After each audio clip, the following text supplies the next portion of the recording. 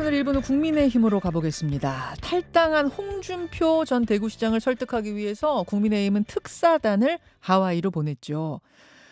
따로 약속을 잡은 것도 아니었고 정확한 위치도 모른 채 출발한 거였기 때문에 과연 만날 수 있겠는가 했는데 어제 저녁에 거기 시각으로 어제 저녁에 만남이 이루어졌다고 합니다. 이야기를 좀 직접 들어보죠. 국민의힘 유상범 의원 연결돼 있습니다. 유 의원님 나와 네, 계십니까? 네, 반갑습니다. 오랜만입니다. 오랜만입니다. 여기 지금 한국 시간 7시 35분 지나가고 있는데 하와이는 몇 시인가요? 전날 12시 35분입니다. 예, 거기는 지금 점심시간. 하와이 어디쯤 예, 계세요, 유 그렇습니다. 의원님? 빅 아일랜드에 예. 아웃트리거라는 그 콘도에 머물고 있고요. 예. 홍준표 시장이 머무는 지금 집은 여기서 차로 한 10분의 거리에 있는 아주 가까운 곳에 위치해 있습니다. 그렇군요. 빅아일랜드. 네, 하와이가 뭐 섬이 여러 개잖아요. 그중에 네, 빅아일랜드 그렇습니다. 섬에. 일단 궁금한 거 먼저 확인하겠습니다. 홍준표 전 시장 만나신 거 맞죠? 네, 뭐 어제 저녁에 저희가 여기 한 4시쯤 도착을 해서 예. 김대식 의원께서 바로 전화를 했고, 예. 그래서 전화를 해서 저녁 약속을 6시로 잡았습니다. 어. 그래서 여기 아웃트리거 리조트에 있는 식당에서 예. 만나서 한 4시간 정도 어. 홍준표 시장과 깊은 대화를 나눴습니다. 아니, 홍 전 시장님이 특사단 오지 말라고 와도 나 안 만날 거다 이렇게 SNS에 올리셨던데 바로 연락이 되신 거예요? 예, 뭐 저희들 마음을 또 알고 또 경선 과정에서 홍준표 시장이랑 아주 계속 지속적으로 함께했던 사람들이기 때문에 시장님께서도 뭐 결국은 저게 도착하니까 마음을 열어 주셔가지고 저희가 만남이 잘 순조롭게 성사될 수가 있었습니다. 비교적 순조롭게 만남까지 가고 한 4시간 동안 이야기. 무슨 이야기 하셨어요? 무슨 이야기가 오갔는지가 제일 중요한 건데 무슨 이야기를 건네셨고 또 뭐라고 답을 하시던가요? 예, 뭐 4시간이면 참 긴 시간이고 많은 얘기를 나눴습니다만 기본적으로 저희가 뭐 소위 특사단이라고 해서 여기 오게 됐는데 네. 먼저 그 과정을 간단히 말씀드리면 예. 뭐 국민의힘 차원에서 미리 준비한 것이 아니라 이미 그 홍준표 캠프에서 같이 활동을 했던 김대식 의원 그리고 우리 조광안 현재 그 대협력 부본부장 그다음에 당시 대변인 하던 이성배 대변인 이렇게 넷이서 현재 우리 그 대선 전국에서 굉장히 저희가 열세인 상황이고 이제 보수 대통합을 이뤄달라는 국민적 열망이 있고 그것이 승리의 필요 조건이다. 이렇게 이제 많은 논의가 됐었습니다. 그죠? 예. 예. 그런데 현재 그 경선을 겪으면서 경선 후보들이 경선 대선 유세 과정에서 참여를 안 하면서 많은 또 논란이 발생했고 그렇죠. 그 과정에서 보수 대통합을 해야만 우리가 이길 수 있다는 절대절명의 어떤 필요성의 인식이 또 있었습니다. 그래서 저희들이 논의를 하면서 네.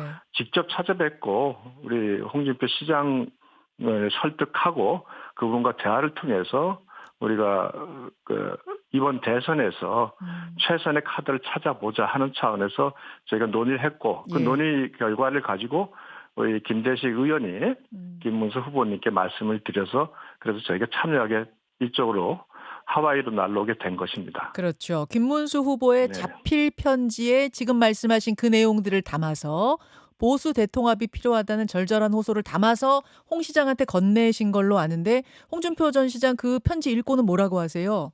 뭐 어제 저희 김대식 의원이 아마 모 언론에다 얘기를 하신 것 같은데요. 네. 김문수 후보님께서도 홍 시장께서 요즘 편지나 이런 형식을 편지와 같은 형식을 하면 굉장히 본인이 좋아하지 않기 때문에 여러 가지 많은 당부의 말씀 그리고 김문수 후보의 그 말씀을 전달해 달라는 차원으로 이렇게 어제 말씀이 있었고 그 내용을 김대식 의원이 홍 시장께 충분히 전달해 드렸습니다. 예. 예, 그래서 그랬더니요. 뭐 예. 우리 홍 시장께서 원하는 형식의 내용, 요청하는 내용은 다 수용을 한다.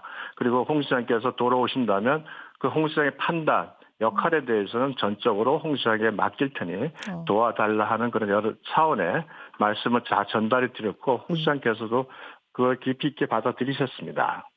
아, 돌아오시면 원하는 방식, 원하는 역할 다 수용해 드리겠습니다 했고 홍 시장도 네. 오케이 하셨다 그 말씀이세요? 오케이라기보다는 일단은 그 부분에 대해서 깊이 있게 생각을 하시겠다 말씀이 있으셨고 그래서 오늘 저녁에 다시 한번 예.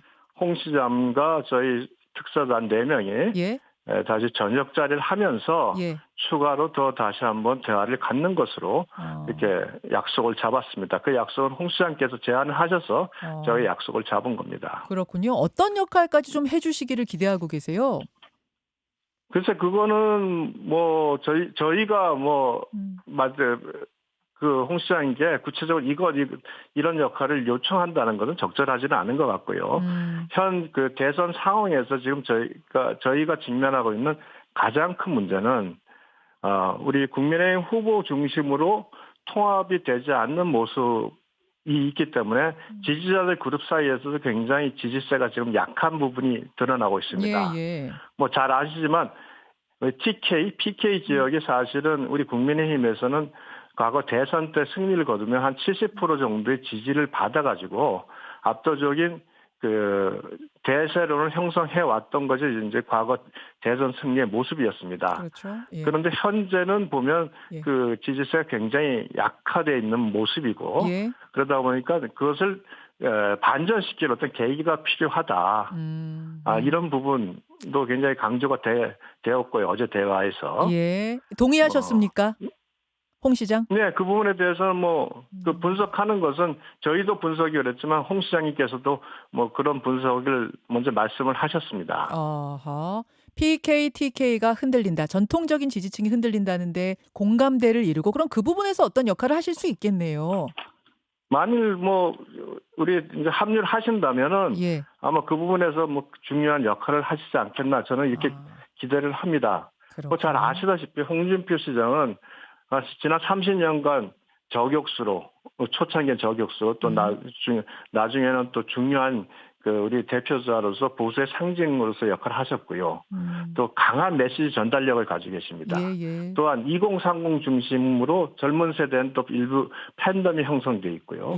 그래서 만약 역할을 하신다면은 굉장히 그 어떤 지지세의 변화에 큰 기여를 하실 수 있다. 저희는 그렇게 판단하고 있습니다. 근데 지난주에 홍준표 전 시장 행보가 심상치 않았어요. SNS에다가 국민의힘의 정남이 떨어진다. 이럴 거면은 정치 입문하던 그때 꼬마 민주당으로 갈 걸 그랬다. 뭐 이런 이야기도 쓰셨고 또 정가에서는 홍준표 시장이 이재명 정부의 국무총리로 가는 거 아니냐 그런 제안 받았다라는 보도도 나왔다가 물론 양측이 부인하긴 했습니다만 막 그런 해프닝도 있었거든요. 그러니까 최소한 민주당 말씀하시죠. 민주당 행은 아니라는 것까지는 확실히 확인하신 거예요? 그럼요. 지금 어제 대화에서 이제 저희가 그 푸사 사진에 파란색 넥타이를 맨 사진이 이제 국내에서 굉장히 논란이 많았지 않습니까? 맞아요. 그 사진이 올라가면서 민주당발 무슨 홍준표 영입설 국무총리 제안설이 결합이 되면서 논란이 많아서 저희가 말씀을 드렸더니 그렇게 이게 문제가 되는 건 사실은 인식을 못했다. 가볍게 생각해서 그날 바로 사실은 그 푸사 사진을 또 바꿨지 않습니까? 아니 왜 그러셨대요? 그리고 특별한 생각은 가지고 있지는 않고 그냥 바꿨는데 그것이 이제 논란을 일으켰다. 특히 이제 민주당 쪽에서 아마 많이 그 문제를 제기했을 텐데 영입설이니 국무총리설 등을 제기했을 텐데 거기에 이제 휩쓸리는 이 상황을 전혀 예상치 못한 거죠. 그냥 바꾸셨대요? 어제 분명히 말씀하셨어요. 대화 중에 민주당과 손잡을 일은 절대 없다는 말씀을 아주 명확하게 하셨습니다. 명확하게 하셨습니까? 하셨고요. 그다음에 아까 말씀하신 이제 국민의힘에 대한 비판에 대해서는 지난 30년간 활동을 하시면서 본인이 경험했고 본인이 느꼈던 여러 가지 불편한 또 아쉬움 또 가끔은 분노 이런 것들이 다 포함이 돼서 말씀하신 내용이고 또 그런 것도 결국은 대선에서 만약 이번에 실패한다면 민주당은 지금 현재 국민의힘을 사실상 위원정당이라고 낙인을 찍혀가지고 위원정당 해산까지 나갈 하겠다는 그 내심을 숨기지 않고 있습니다. 예. 좀 이런 상태라면 당의 존립 위기가 오고 그렇다면 사실은 보수 개혁 자체도 의미가 없어질 수 있다고 저는 생각을 합니다. 음. 그래서 지금 중요한 것은 예. 홍준표 시장께서 예. 우리 보수 대통합에 합류를 하셔서 유세 합류를 하셔서 결국은 대선 승리를 극적으로 만들어내시고 그 이후에 그 대선 승리에 큰 기여를 통한 본인의 역할로서 보수 우리 국민의힘 개혁을 위한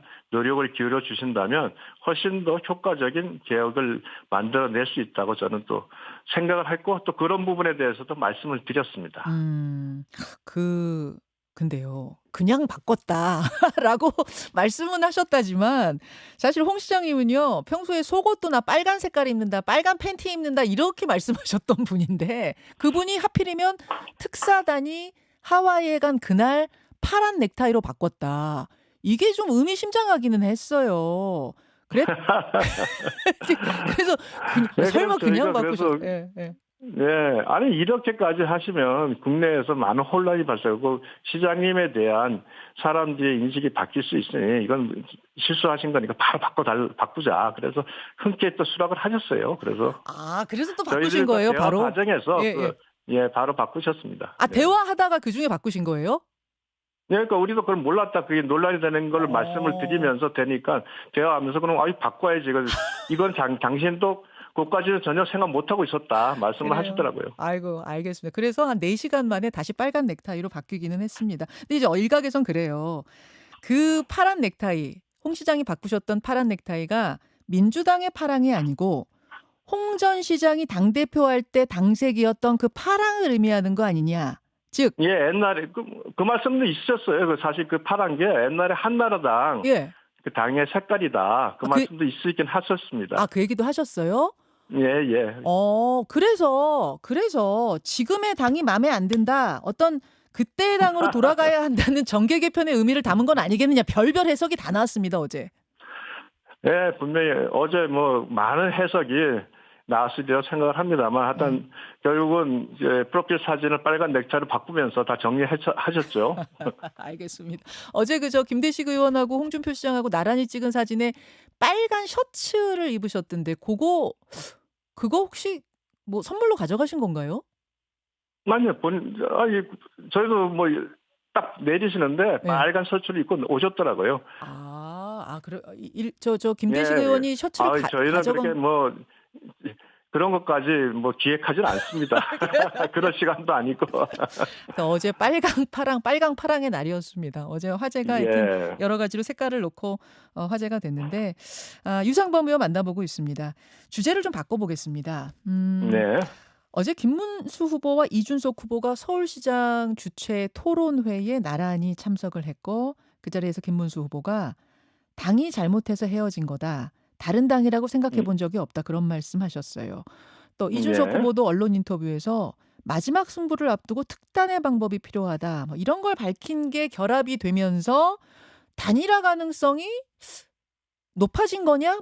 이런 이야기들 나왔는데 당에서는 어떻게 보십니까? 제가 그게 이제 저희가 여기 하와이에 와서 오는 중간에 벌어진 일이라서 제가 자세히 파악은 하지 못하고 있습니다만, 저는 그 가능성은 열려 있다고 생각을 합니다. 그리고 우리 김문수 후보나 이준석 후보나 결국 보수의 후보 단일화가 결국 승리의 중요한 열쇠라는 것은 공히 인식을 하고 있다고 생각을 합니다.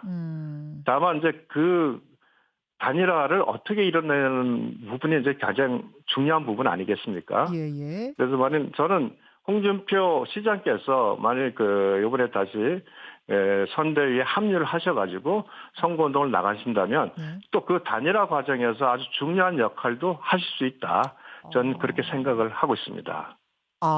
홍준표 전 시장이 이준석 후보하고도 친하고 김문수 후보하고도 워낙 친하니. 친하시고 여러 가지 정치적인 서로 간의 논의도 자주 하시고 좋은 관계를 맺어왔습니다. 결국 단일화나 어떤 이런 협상의 과정, 대화의 과정은 신뢰관계가 있는 사람이 나설 때 효과를 볼 수 있지 않겠습니까? 그 가교 역할을 홍준표 전 시장이 담당할 수도 있다고 많이 본다. 복귀하신다면 충분히 음. 가능하시리라고 생각을 합니다. 물론 이준석 후보 측에서는 상황 바뀐 거 없다, 단일화 없다, 완주다라고 입장을 뭐 표명하고 있습니다만 살짝 기류가 바뀌었다고 느끼시는 거예요? 아니 뭐 지금 현재 그것을 완전히 배제를 하고 예. 정치를 하지는 않는 분으로 알고 있습니다. 이준석 후보의 또 굉장히 선거에 관해서는 탁월한 역량을 가지고 있고 음흠. 이준석 후보가 세대 포이론이라는 예. 대선 승리의 방정식을 정확히 제시를 했다는 건 저는 뭐 아주 그 정치인으로서 뛰어난 비전이고 안목이라고 저는 늘 생각을 하고 있습니다. 그러나 지금 이준석 후보가 예. 우리 당에 대해서 가지고 있는 그 기본적인 불신이 있습니다. 그렇죠. 그 불신을 해소할 수 있는 방안이 있어야 되고 또 해소할 수 있는 인물이 나설 때 결국은 그 대화도 가능한 것이고 물론 성사 여부를 떠나서요. 예, 예. 저는 그렇게 생각하고 그 역할을 할 수 있는 분이 사실 우리 당에서 보면 지금 우리 당은 아니지만 홍준표 시장께서 굉장히 중요한 역할을 하실 수 있다. 예. 막 그게 진행이 된다면 저는 이렇게 판단을 하고 있습니다. 홍준표 시장이 선대위에 합류해서 역할을 한다는 이야기는 그러면 다시 복당할 수도 있다는 이야기인가요? 지금 뭐 복당 자체가에 대해서는 홍준표 시장의 판단이시겠습니다만 예. 그건 아니지만 결국은 당신께서 30년 몸담은 당이고 분명히 저희와 대화할 때 김문수 후보를 지지하고 김문수의 승리를 기원한다는 말씀을 분명히 하셨습니다. 아하. 결국 김문수 후보의 승리를 위한 역할은 어떤 형식으로든 하실 수가 있다고 생각하고 그 가운데 복당 여부 또는 예. 어떤 선대에서의 지위를 어떤 걸 받느냐 여부 이런 건 전혀 중요한 부분은 현재는 아니라고 생각을 합니다. 알겠습니다. 오늘 오후에 다시 만나서 이야기를 하신다고 하니까 거기서 조금 더 구체적인 이야기들이 나오겠네요. 오늘 여기까지 말씀 듣겠습니다. 유상범 의원님 고맙습니다. 네, 고맙습니다. 예, 하와이 특사단 국민의힘 유상범 의원이었습니다. 김현정의 뉴스쇼는 시청자 여러분의 참여를 기다립니다. 구독과 좋아요, 댓글 잊지 않으셨죠? 알림 설정을 해두시면 평일 아침 7시 10분 실시간 라이브도 참여하실 수 있습니다.